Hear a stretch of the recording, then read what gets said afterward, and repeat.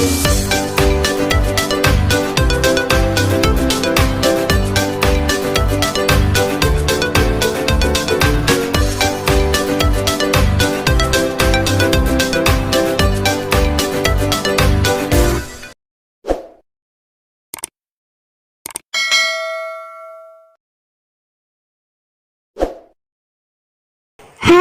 assalamualaikum adik-adik kelas 4. Pada video kali ini kita akan belajar tema 6, subtema 1, pembelajaran 2.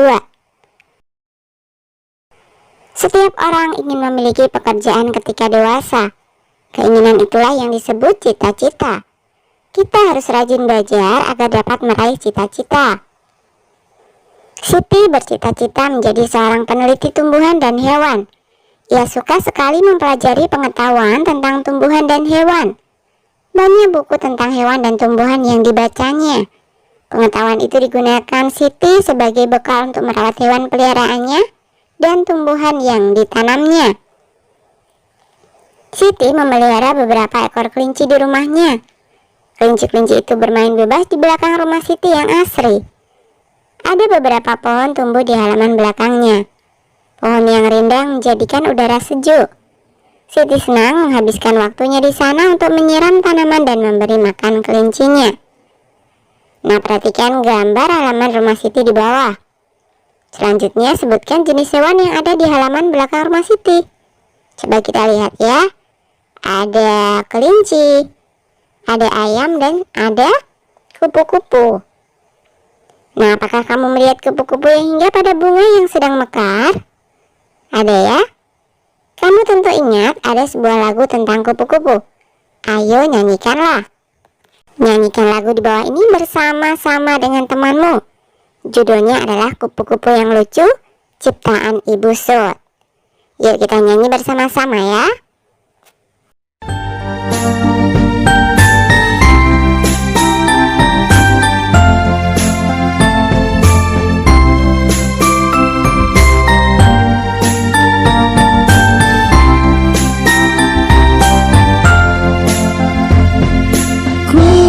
Kupu-kupu yang lucu,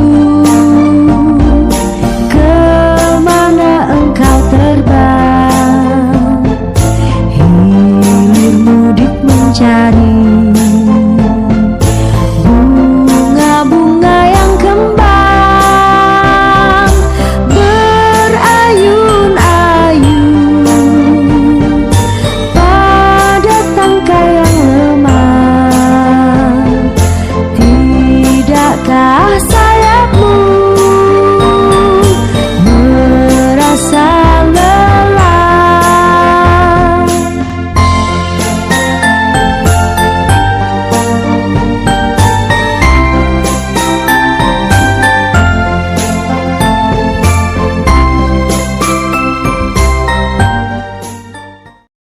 Bagaimana kamu menyanyikan lagu kupu-kupu yang lucu tersebut? Aku menyanyikan lagu kupu-kupu yang lucu dengan tempo lento atau lebih lambat. Apakah kamu menyanyikan dengan cepat? Tidak ya. Apakah kamu menyanyikan dengan lambat? Iya. Bagaimana perasaanmu jika lagu itu dinyanyikan dengan cepat? Kurang enak didengar. Karena jika bernyanyi hendaklah mengikuti irama. Setiap hewan dan tumbuhan membutuhkan air. Air dapat berasal dari air hujan atau sumber air. Nah, coba bandingkan dengan lagu berikut. Lagunya berjudul Tik Tik Bunyi Hujan, ciptaan Ibu Sud. Yuk kita nyanyi lagi bersama-sama ya.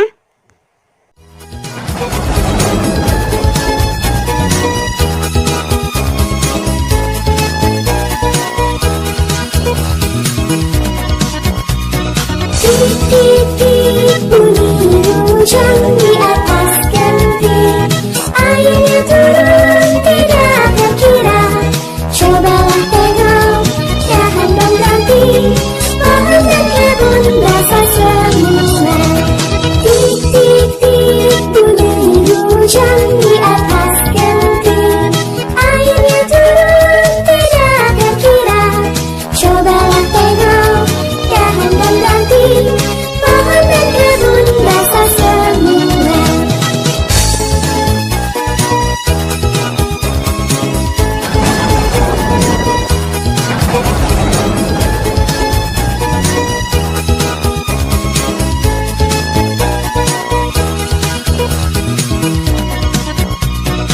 Tik tik tik bunyi hujan di atas genting. Airnya turun tidak terkira. Cobalah tengok, dahan dan ganti. Pohon dan kebun basah semua. Tik tik tik bunyi hujan di atas genting. Airnya turun tidak terkira. Cobalah tengok, dahan dan ganti. Pohon dan kebun basah semua.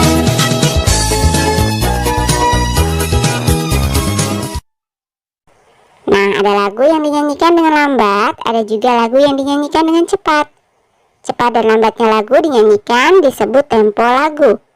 Ada tanda atau istilah untuk menunjukkan tempo lagu. Istilah atau tanda tempo sebagai berikut. Yang pertama adalah largo. Ini lambat sekali.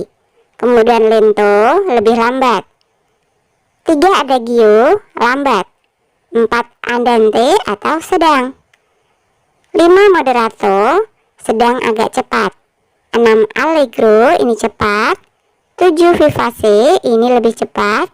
Dan 8 presto, cepat sekali. Amatilah kembali penulisan lagu kupu-kupu yang lucu dan tik-tik bunyi hujan di depan. Perhatikan tanda tempo yang ada pada lagu-lagu tersebut. Kemudian cocokkan dengan keterangan atau istilah yang dipakai pada sebuah lagu untuk menunjukkan tempo lagu berikut. 1. Tanda tempo apakah yang terdapat pada notasi lagu kupu-kupu yang lucu dan tik-tik bunyi hujan? Tanda tempo yang terdapat pada notasi lagu kupu-kupu yang lucu adalah lento atau lebih lambat. Tanda tempo yang terdapat pada notasi lagu tik-tik bunyi hujan adalah andante atau sedang. 2. Tahukah kamu perbedaan tempo pada lagu kupu-kupu yang lucu dan tik-tik bunyi hujan tersebut? Perbedaan tempo lagu kupu-kupu yang lucu dan tik-tik bunyi hujan adalah jika tempo lagu kupu-kupu yang lucu adalah lento, sedangkan tempo lagu tik-tik bunyi hujan adalah andante. 3. Carilah notasi lagu yang lain. Amatilah tempo yang digunakan pada notasi lagu tersebut. Nah, contohnya lagu Naik Delman. Temponya adalah allegro. Tempo lagu digunakan untuk membantu penyanyi dalam menyanyikan sebuah lagu. Tempo lagu juga digunakan pemusik untuk mengiringi lagu tersebut. Salah satu alat musik yang digunakan untuk mengiringi musik adalah biola. Adakah di antaramu yang ingin menjadi pemain biola? Nah, simaklah puisi berikut. Cita-citaku, ciptaan Angelica. Suara indah alat musik, alunannya tenang mendayu, seakan selalu berbisik, aku selalu ada untukmu. Aku suka alat musik itu, karena itu aku ingin menjadi pemainnya.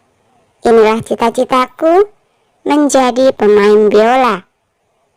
Langkah-langkah ku jalani, semua cobaan ku lewati. Untuk mendapatkan apa yang ku inginkan, semua akan ku perjuangkan. Nah, setelah menyimak puisi di atas, jawablah pertanyaan-pertanyaan berikut. 1. Apakah judul puisi tersebut? Iya, benar, cita-citaku. 2. Coba buatlah judul lain yang sesuai dengan isi puisi tersebut. Misalkan saja, impianku. 3. Berapakah jumlah bait yang terdapat pada puisi tersebut? Ada 3 bait. 4. Berapakah jumlah baris pada setiap bait puisi tersebut? Ada 4 baris. Perhatikan kembali puisi cita-citaku dengan seksama. Amatilah bunyi vokal setiap kata terakhir pada setiap baris puisi. Perhatikan contoh berikut. Suara indah alat musik. Ini bunyi vokal pada kata terakhirnya adalah I. Alunannya tenang mendayu. Bunyi vokal pada kata terakhirnya adalah U. Seakan selalu berbisik, I. Aku selalu ada untukmu, U. Aku suka alat musik itu, U. Karena itu aku ingin menjadi pemainnya, A. Inilah cita-citaku, U. Menjadi pemain biola, A. Langkah-langkah kujalani, bunyi vokal pada kata terakhirnya adalah I. Kemudian semua cobaan kulewati, ini juga I. Untuk mendapatkan apa yang kuinginkan, A. Dan semua akan kuperjuangkan, bunyi vokal pada kata terakhirnya adalah A. Jadi apa kesimpulanmu setelah mengamati bunyi akhir baris-baris pada setiap bait puisi di atas? Tuliskan kesimpulanmu pada kolom di bawah ini. Setelah mengamati bunyi akhir baris-baris pada setiap bait puisi di atas, dapat dituliskan kesimpulan bahwa dalam setiap bait puisi tersebut memiliki rima yang berbeda. Pada bait 1 dan 2 memiliki rima A, B, A, B, sedangkan pada bait ketiga memiliki rima A, A, B, B. Nah, coba bandingkan dengan bait puisi tersebut. Kupu-kupu terbang ke sana kemari, mencari bunga-bunga yang sedang mekar. Sungguh indah warna sayapmu yang menari, berpadu dengan indahnya bunga yang mekar. Bagaimanakah bunyi akhir baris-baris pada bait puisi tersebut? Tuliskan jawabanmu pada kolom berikut. Kupu-kupu terbang ke sana kemari. Bunyi akhir barisnya adalah I. Mencari bunga-bunga yang sedang mekar, bunyi akhirnya A. Sungguh indah warna sayapmu yang menari, I. Berpadu dengan indahnya bunga yang mekar, ini A ya. Tahukah kamu bunyi vokal akhir pada baris-baris puisi disebut rima? Ada jenis puisi yang memiliki rima teratur, misalnya A, I, A, I, atau lebih dikenal dengan AB, AB. Rima tersebut biasa terdapat pada jenis puisi lama seperti pantun. Pantun adalah sebuah bentuk puisi yang terdiri atas 4 baris dengan rima akhir AB, AB. Setiap baris terdiri atas 4 atau 5 kata. Carilah sebuah puisi anak dari berbagai sumber informasi. Kamu dapat mencarinya di majalah anak atau koran anak. Guntinglah dan tempelkan pada bukumu. Jangan lupa menuliskan nama penulisnya dan sumber informasi yang kamu gunakan. Salinlah puisi tersebut, lalu tentukan vokal terakhir dari setiap baris puisi tersebut. Tukarkan hasil pekerjaanmu dengan teman sekelompokmu yang terdiri atas 4 orang. Bandingkan hasil temuanmu. Apakah kesimpulanmu? Nah, ini contoh puisinya ya. Hidupku penuh warna, karya D. Karitas. Bukit-bukit itu membiru dari jauh. Laut itu pun membiru dari jauh. Mereka terlihat sama walaupun berbeda. Keduanya indah, keduanya mempesona. Walaupun berbeda, keduanya tak terpisah. Bukit-bukit itu membiru dari jauh. Vokal terakhirnya adalah U. Laut itu pun membiru dari jauh. Vokal terakhirnya U. Mereka terlihat sama, vokal terakhirnya A, walaupun berbeda juga A. Kemudian keduanya indah, vokal terakhirnya A. Keduanya memesona, vokal terakhirnya A, walaupun berbeda, vokal terakhirnya A. Dan keduanya tak terpisah, vokal terakhirnya adalah A. Kesimpulannya, puisi ini memiliki jenis rima teratur. Menarik sekali puisi itu ya, berbeda dengan karangan yang biasa kita buat, kata Siti. Ya, tetapi sama dengan karangan, puisi juga dapat bercerita tentang apa saja. Tentang cita-cita, juga tentang seekor kupu-kupu yang indah. Jawab Lani. Bicara tentang kupu-kupu, selain ia indah, cara pertemuannya juga unik loh. Mau tahu kan? Tanya Siti. Nah, amatilah gambar di bawah ini. Kepompong merupakan bagian dari pertumbuhan dan perkembangan kupu-kupu. Di dalam kepompong itu, ulat akan berubah menjadi kupu-kupu. Proses pertumbuhan dan perkembangan makhluk hidup mulai dari lahir atau menetas hingga dewasa disebut siklus hidup atau daur hidup. Kita sudah mengetahui daur hidup hewan peliharaan seperti ayam, kelinci, dan kucing. Kupu-kupu memiliki daur hidup yang berbeda dengan daur hidup hewan-hewan tersebut. Kupu-kupu mengalami proses perubahan bentuk selama daur hidupnya. Proses perubahan bentuk tersebut dinamakan metamorfosis. Berikut ini metamorfosis kupu-kupu. 1. Kupu-kupu yang siap bertelur mencari tanaman yang cocok untuk meletakkan telurnya. 2. Telur kupu-kupu. 3. Telur menetas mengeluarkan larva atau ulat. 4. Larva berubah menjadi pupa atau kepompong. 5. Kepompong akan menetas menjadi kupu-kupu. Nah, berikut ini metamorfosis pada belalang. 1. Belalang dewasa siap bertelur. 2. Telur belalang. 3. Nimfa tak bersayap. 4. Nimfa bersayap. 1. Buatlah kelompok yang terdiri atas 4-5 siswa. 2. Perhatikanlah daur hidup kupu-kupu dan belalang di depan. 3. Diskusikanlah perbedaan daur hidup kupu-kupu dengan daur hidup belalang tersebut. 4. Buatlah kesimpulan hasil diskusimu. Perbedaan daur hidup kupu-kupu dan belalang sebagai berikut. Kupu-kupu mengalami metamorfosis sempurna, yaitu melalui fase larva atau ulat dan pupa atau kepompong.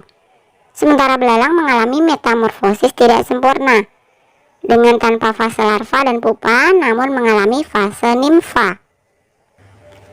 Daur hidup kupu-kupu mengalami perubahan di setiap tahapannya. Sementara itu, tidak semua tahap dalam daur hidup belalang mengalami perubahan. Kupu-kupu mengalami metamorfosis sempurna.